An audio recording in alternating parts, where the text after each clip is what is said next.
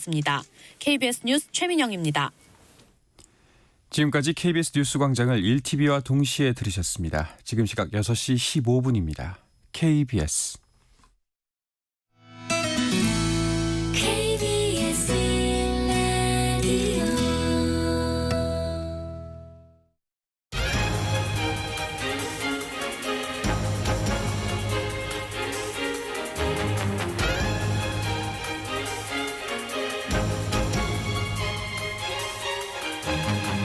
오늘 아침 일라디오. 안녕하십니까. 오늘 아침 일라디오 아나운서 오승원입니다. 부산이 2030년 세계 박람회를 유치하는데 고배를 마셨습니다. 5일머니를 앞세운 사우디아라비아의 기회가 돌아갔는데요. 부산이 유치하길 한마음으로 기원한 국민들도 오늘 아침 소식을 듣고 모두 아쉬운 마음이 드실 것 같습니다. 그래도 총력을 다한 정부와 기업들 좋은 경험했다 생각하고 다시 도전해야겠죠. 유치 전에 늦게 뛰어든 걸 고려하면 이번엔 실패했지만 그래도 잘했다 이런 평가가 나오고요. 평창 동계올림픽도 그랬듯 한 번 더 도전할 때 더욱 유리한 경우가 있었다 이런 긍정적인 반응도 나오고 있습니다. 반면 엑스포 유치에 실패하면서 다른 국책 사업에 부정적인 영향을 주지 않을까 우려하는 목소리도 나오고 있고요. 이 엑스포 유치 결과와 별개로 민생에 집중해야 한다는 목소리도 나오고 있습니다. 네, 이런 다양한 반응과 의견들을 잘 듣고요. 부산시가 다시 재도전할 수 있는 날이 오길 기대해 보겠습니다. 또 모쪼록 이번 기회를 성공시킨 사우디아라비아가 불안한 중동 정세 속에서 준비를 잘할 수 있기를 응원하겠습니다. 중동 사태가 평화적으로 잘 해결될 수 있길 바라는 마음 더욱 간절해지네요. 11월 29일 수요일 오늘 아침 일라디오 출발합니다.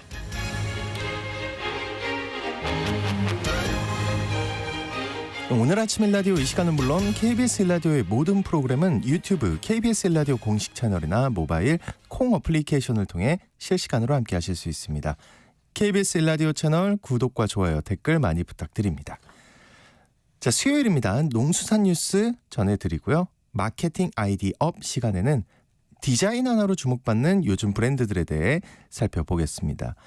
또 책과 함께하는 노후 준비 시간에는요. 인생 후반전에 다가올 현실적인 일들과 준비를 다룬 나이 드는 게 두렵지 않습니다.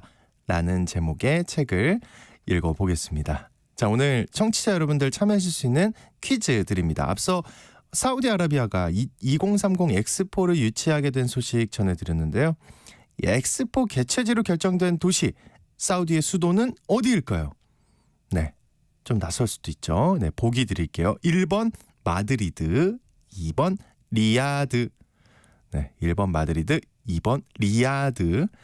네, 추첨을 통해서 농촌진흥청에서 제공한 웰빙 혼합 잡곡 세트를 한 분께 향긋한 커피를 드실 수 있는 모바일 커피 쿠폰을 4분께 드리겠습니다. 방송에 참여하실 분들은 단문 50원, 장문 100원이 드는 유료 문자 샵 9730으로 보내주시기 바랍니다. 유익한 정보와 살아있는 이야기가 있습니다. KBS 오늘 아침 일라디오.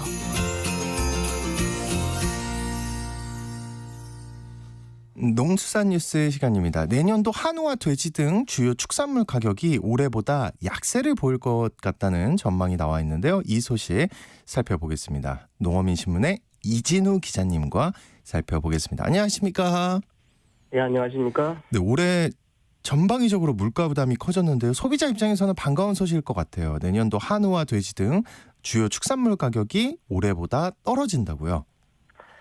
그렇습니다. 한국농촌경제연구원이 내년도 축산물 전망, 가격 전망을 내놨는데요. 전반적으로 올해에 비해서 약세를 띌 것이다 이런 전망입니다. 사실 축정을 가리지 않고 한우, 돼지고기 가격은 물론이고요. 계란도 생산량이 늘어나고 닭고기 같은 경우는 이미 생산량이 늘어나면서 가격 하락을 지금 걱정하고 있다고 합니다. 그 한우 같은 경우는 사용 마리수가 많이 늘어나 있는 상황이라서 농가에서는 내년도 가격 하락 걱정이 계속되긴 했던 것 같아요. 그렇습니다. 내년도 한우 도축 마리수가 올해에 비해서 3.3% 정도 증가한 97만 5천 마리 정도로 전망이 되고 있는데요. 이렇다 보니까 한우 도매 가격도 올해에 비해서 하락할 것이라는 예측이 이미 오래전부터 나왔습니다. 그새우 1kg을 기준으로 이제 분기별로 올해를 좀 보면은 1분기가 18,034원 그리고 2분기도 18,188원, 3분기는 19,628원 이렇게 나타냈고요. 그리고 4분기는 18,000원대 정도가 추정이 되고 있는데요. 네. 내년도 같은 경우는 1, 2, 4분기에는 17,000원에서 18,000원, 그리고 3분기에만 추석이 들어있기 때문에 17,500에서 18,500원 정도 이렇게 전망이 되고 있습니다. 네, 그 또 돼지는 사용 마리수가 조금 줄면서 도축 마리수도 감소할 것이다는 전망인 것 같은데 그러면 가격이 안 떨어지는 거 아닙니까? 근데 이유가 있습니다. 이게 네. 사육 마리수는 어미돼지 감소세가 지속이 되면서 1,196만 4천 마리 정도로 소폭 감소를 할 것이다 이런 전망인데, 이에 따라서 도축 마리수도 올해보다 1.2에서 1.6% 정도 감소할 것으로 전망이 나왔습니다. 그런데 네.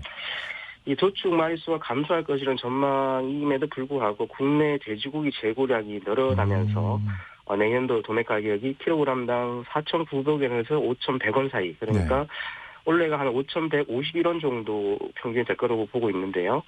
최소 1%에서 최대 4.9%까지 하락할 것이다 이런 전망입니다. 재고량이 늘어나서요. 그리고 육계, 그러니까 닭고기로 먹는 닭은 어떤 상황인가요?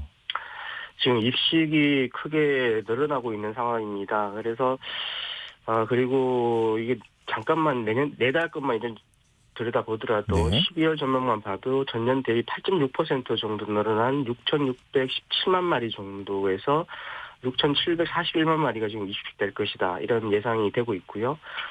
그러다 보니까 도개 마리수도 전년 동기 대비해서 12월에는 5.1% 내외, 그리고 내년 1월 같은 경우는 8.4% 내외에서 증가할 것이라는 전망입니다. 닭고기 가격은 이미 11월을 기해서 약세를 지금 돌아섰고요. 축산물 품질평가원 자료를 보면은 10월 킬로그램당 1,785원 정도였던 생계 산지 매입 가격, 이게 이달 들어서 27일까지 1,547원으로 13% 이렇게 넘게 지금 떨어져 있는 상황입니다. 13%면 많이 떨어진 것 같은데 계란 생산량도 늘었다고요? 그렇습니다. 이 계란도 마찬가지로 내년 1월 일평균 생산량이 4,637만 개, 그리고 2월은 4,621만 개 정도로 예상이 되면서 원래 같은 기간보다는 1.2에서 2.8% 증가할 것으로 예상이 됐는데요. 내년 3월로 넘어서면서도 산란계 사용 마리수는 원래 동기 대비 계속 늘어서 2.7% 이상 늘어날 것이라는 전망입니다. 그래서 계란 생산량도 지속적으로 늘어날 것이다 이런 전망이 되고 있고요. 그러다 보니까 돼지를 제외하고 전반적으로 생산량이 는다 이런 거고요. 가격은 모두 떨어질 것이다 이런 전망으로 보시면 될 것 같습니다. 네. 자, 그런데 또 일본에서 고병원성 조류 인플루엔자가 발생했다는데 자칫 우리나라에서 발생하면 또 가금류의 피해가 발생하고 닭고기와 계란 수급에 차질을 빚게 되진 않을까요? 그렇습니다. 우려되는 대목인데요. 네. 27일입니다. 일본 남단에 있는 사가현 산란계 농장에서 고병원성 조류 인플루엔자가 발생했다고 우리 농림축산식품부가 밝혔는데요. 농식품부에 따르면 일본에서는 지난 10월 북부 홋카이도에서 야생조류에서 처음으로 H5형 고병원성 조류 인플루엔자가 검출됐다고 합니다. 그리고 이후에 총 25건이 검출이 됐다고 하는데요. 아직 우리나라에서는 야생조류에서 채취한 검체에서는 고병원성 조류 인플루엔자가 확인되지는 않았는데요. 문제는 철새 이동 경로가 일본과 거의 겹친다는 겁니다. 그러면 걱정을 해야겠는데요. 그렇습니다. 이 방역 당국에서는 일본에서 고병원성 조류 인플루엔자가 발생하면은 국내에서도 발생하는 경우가 있었다면서 특히 거의 비슷한 루트로 철새가 이동한다는 점, 그리고 또 일본의 농림수산성에서도 고병원성 조류 인플루엔자의 바이러스에 감염된 철새가 일본에 유입됐다 이렇게 평가한 점 등을 고려해서 유입 가능성이 높은 상황이다 이렇게 보고 있는 것 같습니다. 따라서 농장 단위의 철저한 사전 방역 농가에서는 꼭 해주셔야 될 것 같고요. 또 사육하는 가금류에서 폐사가 많이 일어났든가 아니면 산란율 저하 같은 고병원성 조류 인플루엔자 임증상이 나타나게 될 경우에는 즉시 1588-9060 아니면 1588-4060으로 신고를 해줄 것을 당부하게 됐습니다. 네, 그렇습니다. 이 빠른 신고가 무엇보다 중요할 것 같습니다. 그 가축 질병 관련 소식 하나 더 드릴게요. 지난달 20일 국내에서 소 럼피스킨병이 발생하면서 방역 당국이 농장 간에 소 반출입을 금지했었는데요. 이거를 풀었다는 소식이 들어와 있네요. 그렇습니다. 이 발생 20여일 만에 백신 접종이 완료가 됐었고요. 또 접종 3주가 지금 지나면서 럼피스킨 중앙사고수습본부가 지난 27일 0시를 기준으로 해서 전국에 내려졌던 농장 간 소 반출입 제한을 조건부로 거둬들였습니다. 근데 조건부라면 또 기준이 있나 보네요. 그렇습니다. 이게 백신 접종 후에 3주가 지난 소에 한해서 농장주가 관할 시군에 신고를 하고 이후에 가축 방역관이 임상 검사를 실시해서 이상이 없으면 그리고 또 추가로 백신 접종 후 4주가 지난 어미소에서 태어난 송아지도 입원을 할 수 있도록 이렇게 허용을 했는데요. 네. 일단 행정명령이 적용되는 기간은 4달 7일까지입니다. 다만 방역대에 내에 있는 소에 대해서는 이동이 제한이 그대로 제적되고요. 여기에 대해서 전국에서 유일하게 럼피스킨 발생 시에 농장 전두수 처분을 진행했던 전북고창도 27일 0시부터 선별적 처분 지역으로 전환이 됐습니다. 그리고 어제 오후 2시 기준으로 국내 럼피스킨 발생 건수가 107건을 나타냈는데요. 신고일 기준으로 21일, 그리고 21일 이후부터 양성 건수는 0건으로 8일간 이렇게 확진 건수가 추가로 집계되지는 않고 있습니다. 그렇군요. 자, 농수산 뉴스 오늘 여기까지 듣겠습니다. 지금까지 한국농어민신문의 이진우 기자님과 함께했습니다. 오늘 고맙습니다. 감사합니다.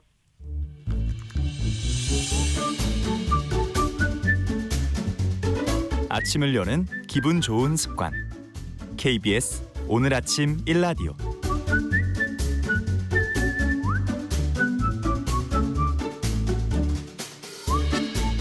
음식도 예뻐야 맛있다는 얘기를 할 정도로 뭐든 예뻐야 주목받고 칭찬받고 잘 팔리는 것 같은데요.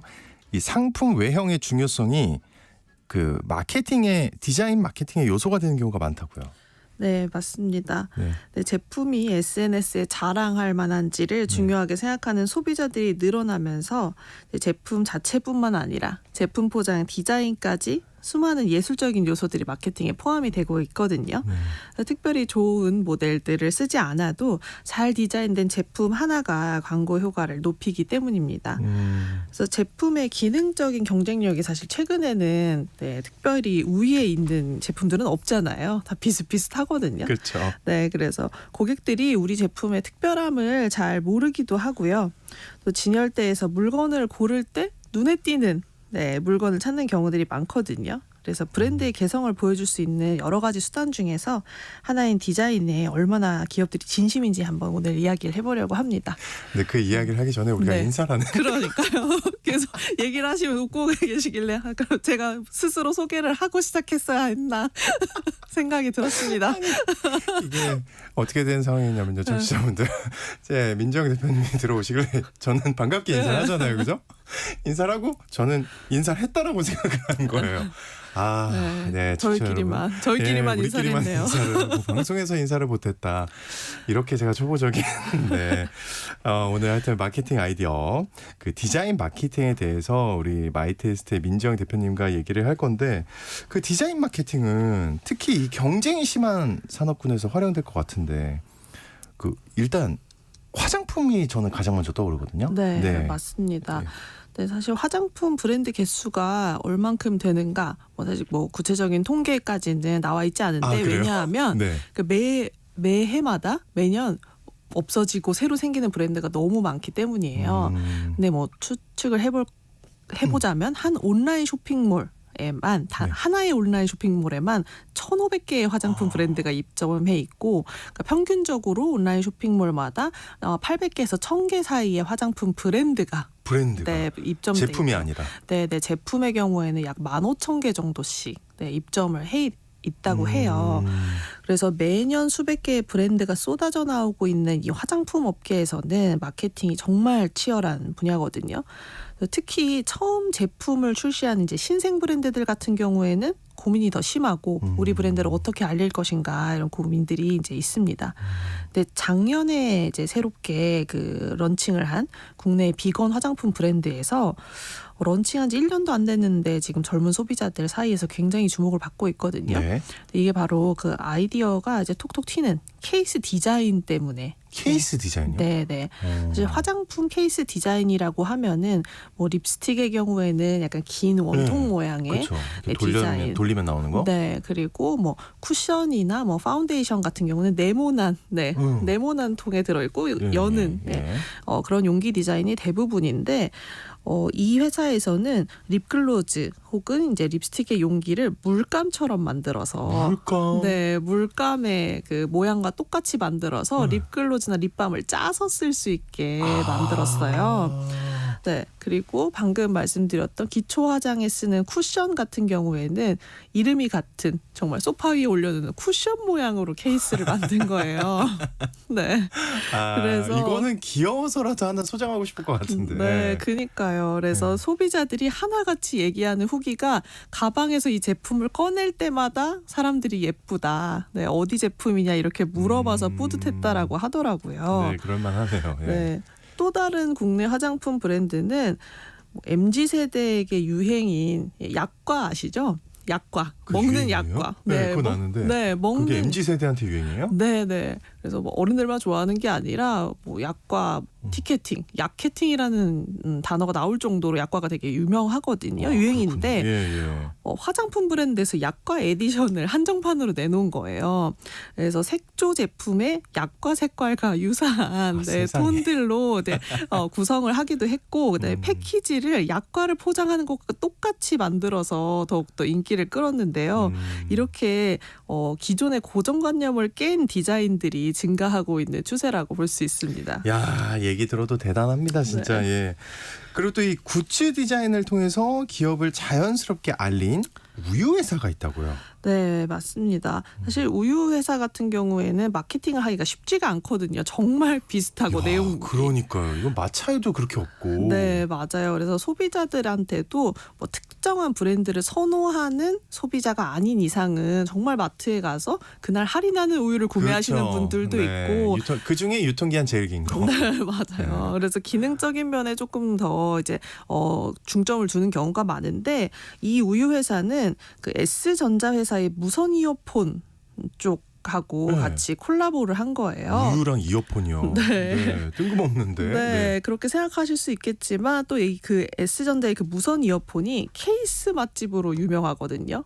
네, 이어폰 케이스를 네, 여러 가지 이제 기업들하고 콜라보를 해서 특별한 케이스를 한정판으로 내놓고 있어요. 아직도 근데 그려지지 않아요. 여기까지 들었는데 뭘 어떻게 했다는 건지. 네, 케이스에 뭐 캐릭터들을 뭐 얻는 것은 물론이고, 네, 그거는 알 것 같아요. 탄산음료 모양이랑 똑같이 생긴 케이스. 생수병과 똑같이 생긴 케이스 등등 음료 회사와의 협업도 있고요. 네, 도너츠나 컵라면 모양의 케이스도 완판될 정도로 인기가 많습니다. 네, 이렇게 그 국내 여러 가지 브랜드들하고 콜라보를 하는데, 이 우유 회사에서도 우유팩과 똑같이 생긴 이어폰 한정판 케이스로 굉장히 주목을 받고 있어요. 근데 우유팩이 접힌 모양까지 똑같이 만들고요.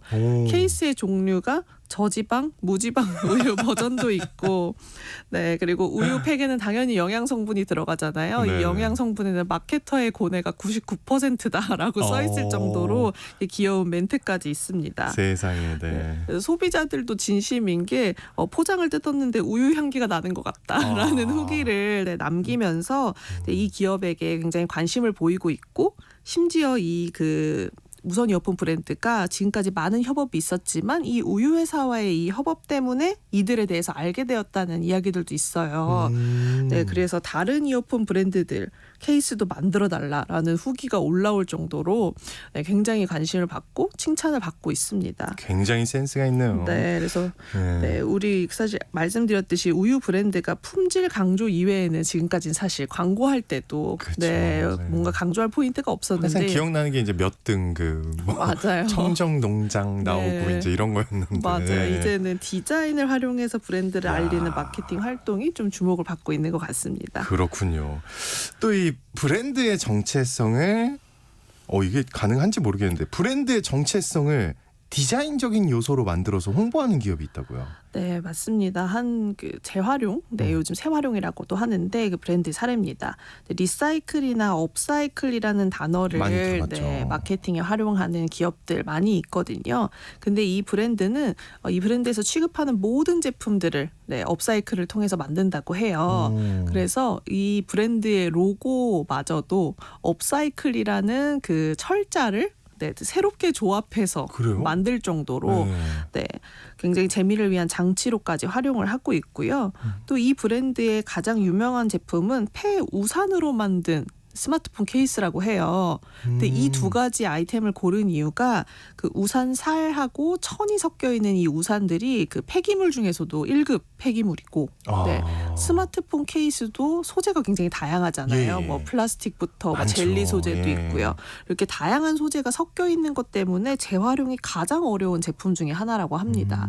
그래서 이 기업에서는 브랜드를 런칭하면서 폐 우산을 활용해서 폰 케이스를 만들면서 두 가지의 환경 쓰레기를 줄인다라는 것에 의미를 두었고요. 그래서 이 제품 디자인에는 전부 다 제품의 원재료를 넣는다고 해요. 그러니까 예를 들면 스마트폰 케이스의 모든 디자인을 우산으로 만드는 거죠. 이제 궁금하네요. 이거 찾아보고 싶은데. 네, 맞습니다. 네. 그리고 이 업사이클 제품들을 담는 포장재의 이름이 속 썩는 비닐이라고 해요. 네. 그래서 위트와 또 이들이 얼마나 환경을 생각하고 업사이클을 하고 있는지 직관적으로 가치를 담고 있어서 최근에 주목을 많이 받고 있는 브랜드입니다. 그렇군요. 궁금합니다. 네. 나가기 전에 한번 살짝 알려주세요. 저한테만. 네. 그 금융권에서는 또 디자인 덕분에 1시간 만에 매진된 교통카드가 있다고요. 네, 사실 대중교통을 이용하시는 분들에게 교통카드 필수 아이템이긴 그럼요. 하잖아요. 그런데 이제 성인이 되고 나면 카드사에서 제공하는 후불형 교통카드를 사용하는 분들이 더 많고 그렇죠. 네, 그래서 교통카드 기능만 있는 기존의 T사의 카드 고객은 좀 줄어드는 추세예요. 그래서 신용카드 발급이 어려운 청소년이나 어린이들이 주 사용 고객이 되면서 이제 디자인도 캐릭터를 활용한 디자인이 가장 많았거든요. 그런데 작년에 어떤 디자인이 출시가 됐냐면 마페 아시죠? 암행어사 마페. 마페. 암행어사 마페와 똑같은 디자인으로 그려져 있는 거. 네, 맞아요. 그렇게 디자인인데 마페 교통카드가 출시가 됐는데 재밌네요, 발상이. 네. 이게 1시간 만에 완판이 되면서 화제가 됐고 심지어 사실 이 T사의 교통카드는 뭐 그러니까 10,000원 이내의 가격으로 형성이 돼 있고 그리고 이제 교통카드를 충전할 수 있게 되어 있는데 이 마페 교통카드는 웃돈이라고 하죠. 프리미엄이 붙어서 진짜요? 45,000원까지 판매가 됐다고 10,000원짜리가? 해요. 네. 세상에 이게 몇 배입니까 이게. 그러니까요. 이렇게 관심을 많이 가지게 됐는데 사실은 이 디자인이 이제 작년에 서울 관광재단이 주최를 했던 서울을 상징하는 관광기념품 공모전에서 대상을 받았던 디자인인데 이를 그냥 뭐 수상만 하고 남겨두지 않고 펀딩을 통해서 제작을 해서 특정 편의점에서만 이제 한정판으로 판매를 했다고 합니다. 진짜 펀딩을 해서. 네, 그래서 1년이 지난 지금까지도 이 마페 교통카드에 대한 후기들이 계속 올라오면서 여전히 구매를 원하는 사람들이 있는 걸 보면 근데 이러면 꼭 다시 안 만들어주던데. 맞아요. 한정판이니까.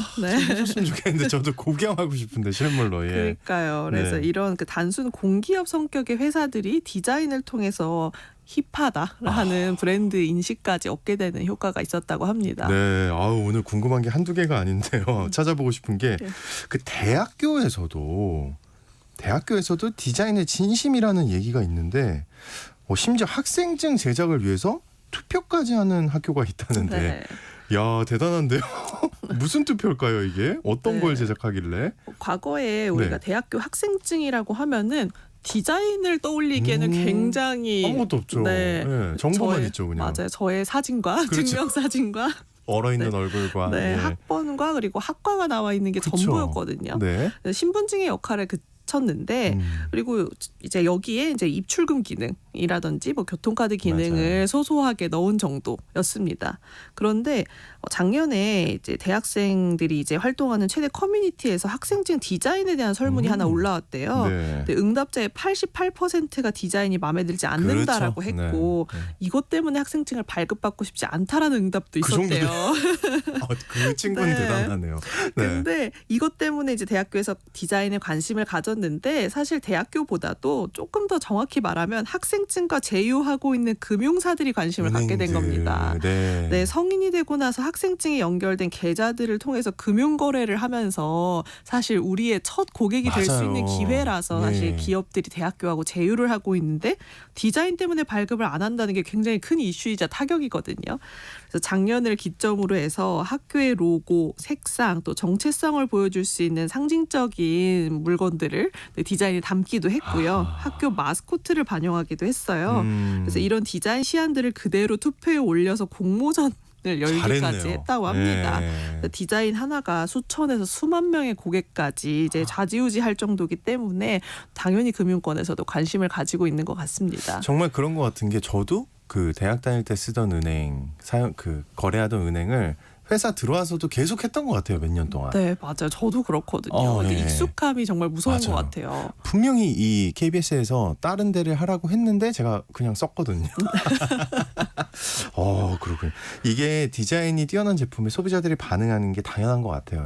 말씀을 들어보니까 그 디자인 마케팅을 할 때 그러면 신경 써야 할 부분은 어떤 게 있을까요? 이거 제일 중요할 것 같은데. 네. 제가 이 코너에서 독특한 마케팅을 소개할 때마다 항상 얘기했던 게 제품의 본질이거든요. 사실 뭐 아무리 톡톡 튀는 디자인이더 하더라도 본질이 안 좋으면은 사실 소비자들이 관심을 좀 금방 그렇죠. 끊게 돼 있어요. 네, 그래서 작년만 하더라도 특급 호텔이나 수많은 카페들이 크리스마스 케이크를 화려한 디자인으로 내놓았다가 실물이 다르고 맛이 좋지 않다는 것 때문에 혹평을 받았거든요. 그래서 정작 이렇게 맛 자체가 본질이 기대와 다른 것들은 소비자들에게 마이너스 요소가 되기 때문에 조심해야 될 것 같고요. 그 다음에는 최근에 가장 중요하게 생각하는 게 소장 욕구죠. 경험을 더 중요시하는 그 세대들이 소장 욕구를 갖게 하는 것들이 디자인 마케팅에서 가장 중요한 요소가 아닌가라는 생각이 듭니다. 네. 본질이 기본이다. 네. 맞습니다. 마케팅 아이디어 지금까지 마이테이스트의 민지영 대표님과 함께했습니다. 오늘 고맙습니다. 네, 감사합니다.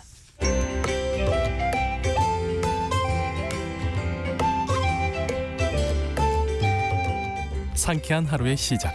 KBS 오늘 아침 일라디오.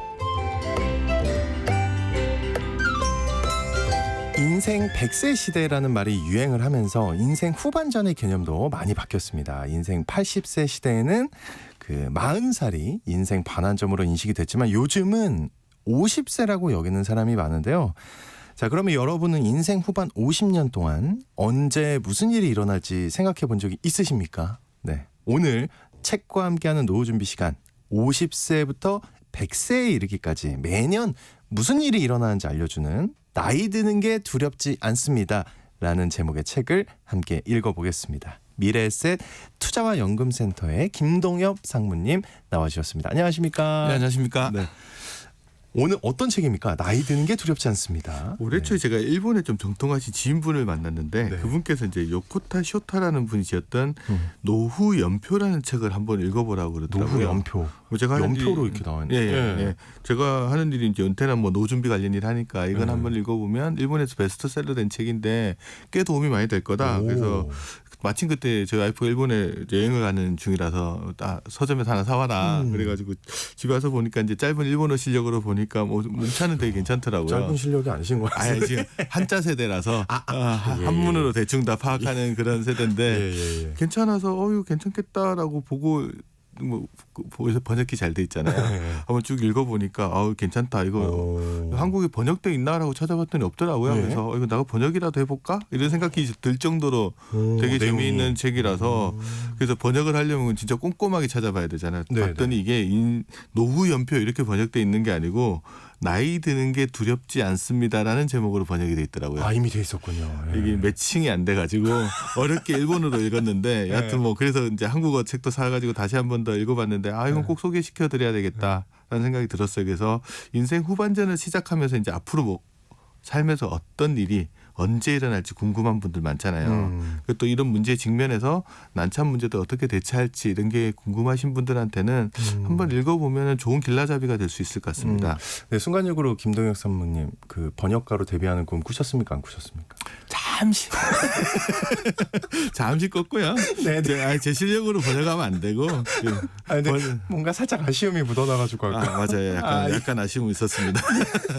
야, 이 책 대박인데 내가 번역하면 일단 이 책이 기대가 되는데 우선 이 책의 저자인 요코테 쇼타 어떤 분인가요? 왜냐하면 이게 궁금한 게 이 연표를 만들려면 그렇죠. 본인이 경험이 굉장히 많아야 될 것 같은데. 맞습니다. 1972년생인데 일본 최고의 노설계 전문가라고 합니다. 이제 부동산 신탁회사인 일본 재탁에서 근무하면서 연금, 상속 같은 자산 문제 관련된 것들을 비슷한 일을 하시네요. 사모님이랑. 그렇습니다. 그래서 수만 건 이상 상담을 진행했고 특히 이제 부동산, 유산, 이혼 등 법률적 조언하고 자연과 인간관계 문제, 뭐 치매, 암 같은 이제 건강관리 문제 등 노후랑 관련된 복잡한 문제들을 대부분 이제 상담을 하고 실제적으로 해결도 해주는 일들을 담당해왔기 때문에 그분들이 고령자와 상담하면서 얻은 경험이 되게 많을 거 아니에요. 그렇죠. 그 지식을 이 책에 다 녹여내고 또 단순히 개인적인 경험만 가지고는 안 되니까 관련한 이제 정부나 기업이 만들어온 데이터나 뭐 연구, 논문 같은 것들까지 같이 집어넣어서 연표를 이렇게 만들어서 이제 책을 저술한 거고요. 그래서 이 책 보시면은 이제 50세부터 100세까지 인생 후반에 일어날 주요 사건들을 시간 순서대로 좀 잘 정리를 해놨어요. 저도 지금 너무 궁금해요. 그래서 말 그대로 이제 인생 연표. 저는 개인적으로 한국 번역 제목보다 이 제목이 조금 더 낫지 않을까. 인생 연표, 노후 연표 뭐 이런 제목이 좀 더 나은 것 같습니다. 이거 민지영 대표님을 만나고 제목을 줬어야 했을 것 같다는 생각이 드는. 그 인생 후반을 시작하는 입장에서는 저도 그렇지만 앞으로 이제 무슨 일이 일어날지 알면 정말 도움이 되잖아요. 그 책을 읽고 나면 어떻습니까? 어떤 느낌입니까? 또 사람들이 이제 보통 미래에 대해서 막연하게 불안해하면서도 특별한 대책 같은 거는 세우진 않잖아요. 정확한데요. 그렇죠. 그때가 되면 어떻게 되겠지 뭐 이렇게 하다가 자칫 잘못하다 진짜 어떻게 되는 수도 있는데 하지만 이 같은 태도가 이제 노후를 외면하는 거지 이제 크게 도움은 되지는 않아요. 그래서 별로 알고 싶지 않은 현실이라도 좀 직시를 하고 몇 살쯤 어떤 문제가 내게 일어날지 미리 알고 대책을 좀 세워두면은 인생이 좀 크게 달라질 수 있지 않을까 하는 게 저자의 견해입니다. 그래서 살면서 난감한 상황에 부딪힐 때마다 내가 무슨 일이 날지 알고 미리 조금이라도 생각을 해놨으면 그 피해를 좀 최소한으로 줄일 수 있는 부분들은 분명히 있는 것 같거든요. 그렇죠.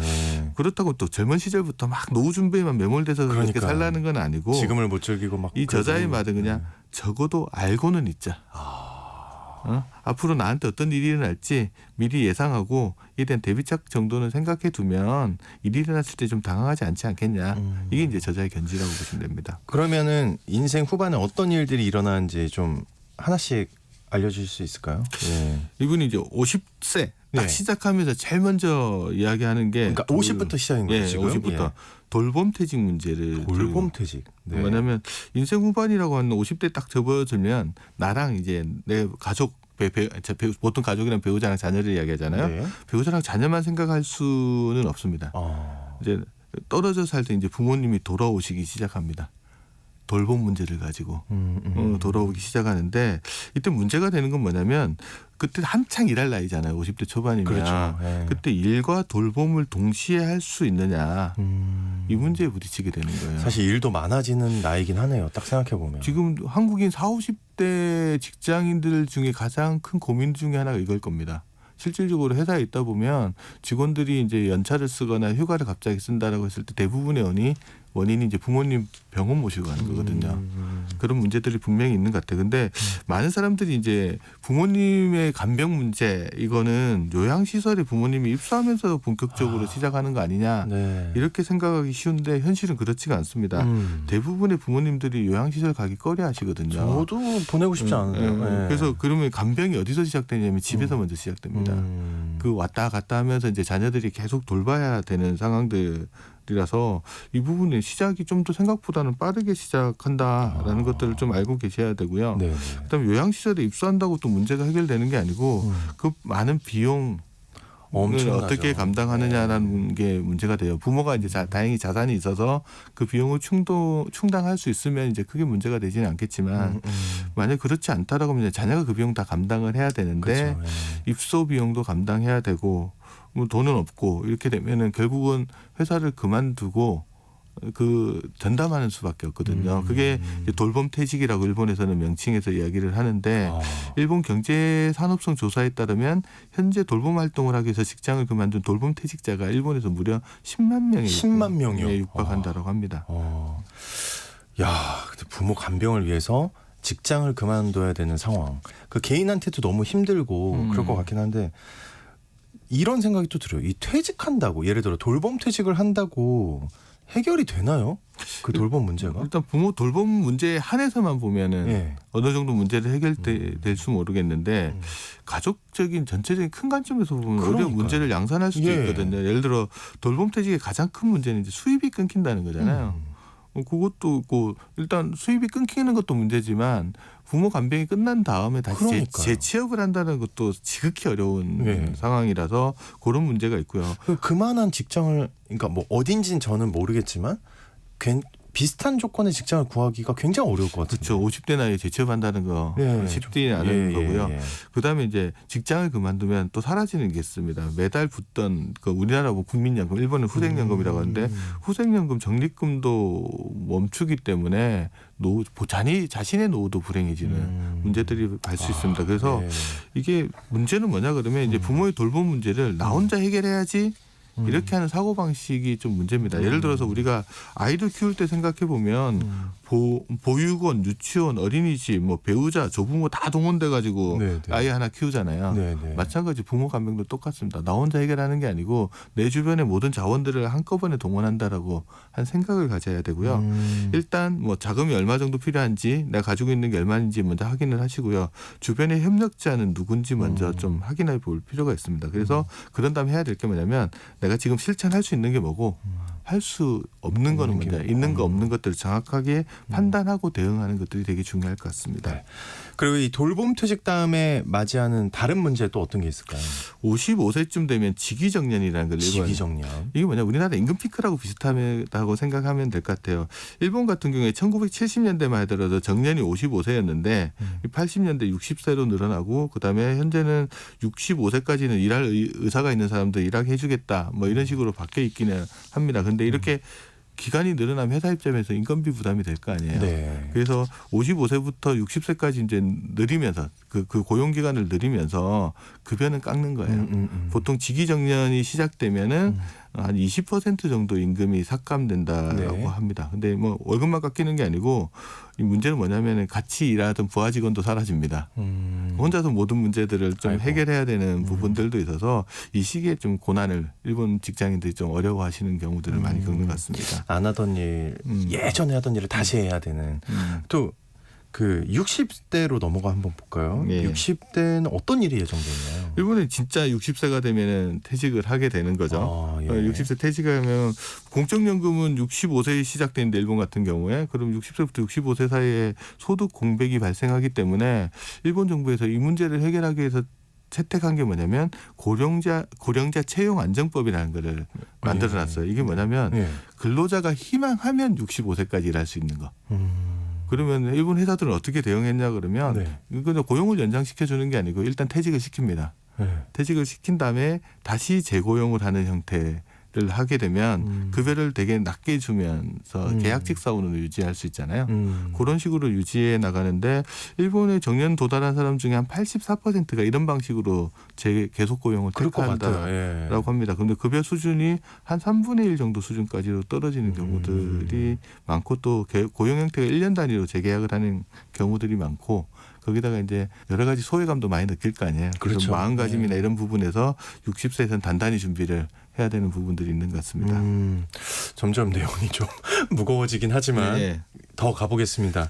70세가 되면 어떤 일이 일어납니까? 70세가 되면 이제 일터로 향하는 사람들은 거의 없죠. 없다. 운 좋게 일을 하더라도 소일거리 정도 일을 하는 경우들이 많고 그렇게 되면 수입보다 지출이 많아지는 이제 적자 구조로 돌아서기 시작하고 자칫 잘못하면 이제 여기 돌봄 비용까지 부딪히게 되면 노후 파산에 이르게 되는데 여기 파산에 이르는 사람의 세 가지 패턴이 있답니다.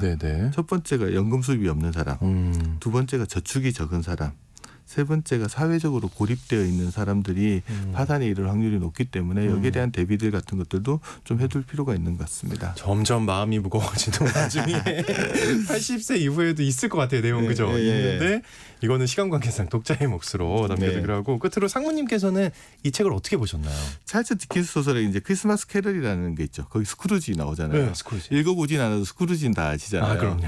유령을 3번 만납니다. 과거 유령, 현재 유령, 미래 유령을 만나는데 스크루지가 궁극적으로 개가천선하게 된 거는 미래 유령을 만났을 때예요. 미래에 어떻게 내 삶이 바뀔지를 보고 난 다음에 행동이 바뀐 거기 때문에 이 책 한번 읽어보시면서 내 미래가 어떻게 펼쳐질지 보시고 미리 준비한다면 그렇게 나쁘지만은 않을 것 같다는 생각은 듭니다. 오, 네. 희망적인데요. 마지막에. 알겠습니다.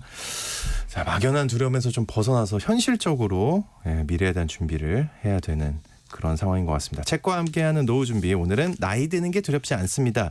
라는 제목의 책 소개해드렸습니다. 지금까지 미래에셋 투자와 연금센터의 김동엽 상무님과 함께했습니다. 오늘 고맙습니다. 네, 감사합니다. 네, 4056님, 3597님, 네, 정답 다 보내주셨고요. 9890님, 네, 1라디오 퀴즈 답 2번 리아드. 날마다 매일매일 보내도 한 번도 당첨이 안 되네요. 유유.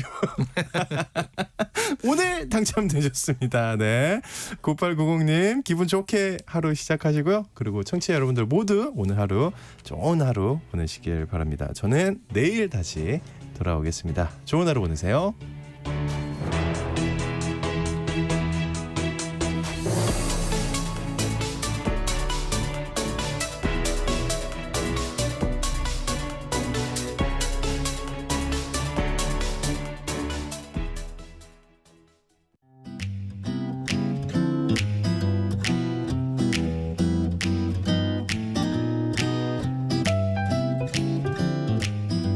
안녕하세요.